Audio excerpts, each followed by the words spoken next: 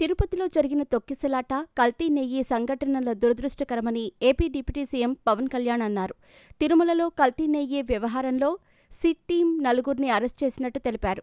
Allu Arjun case గురించి ఆసక్తికర వ్యాఖ్యలు చేశారు. బిజీగా గడుపుతున్న లైఫ్ లో చిన్న బ్రేక్ తీసుకుని ఎంజాయ్ చేయాలి అనుకుంటున్నారా? అయితే వెంటనే ఆర్వే వెకేషన్స్ ప్రైవేట్ లిమిటెడ్ ని సంప్రదించండి. మరిన్ని డీటెయిల్స్ కోసం సంప్రదించండి 7997979960.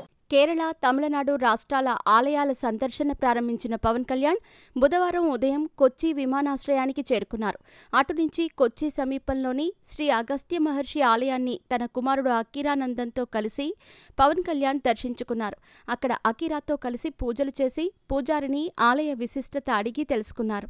అనంతరం ఎర్నాకుళం చేరుకున్న పవన్ కళ్యాణ్ ఏఎన్ఐతో మాట్లాడుతూ తిరుపతిలో కల్తీ నెయ్యి ఘటనపై స్పందించారు.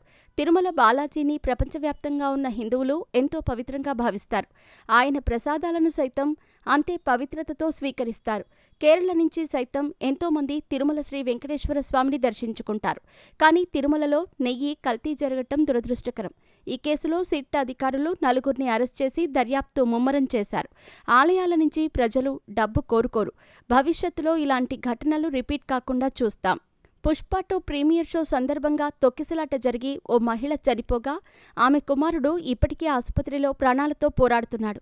అల్లు అర్జున్ ఘటనపై ఎర్నాకుళంలో నేషనల్ మీడియా అడిగిన ప్రశ్నకు బదులిచ్చిన పవన్ కళ్యాణ్, ఇది దురదృష్టకరమైన ఘటన.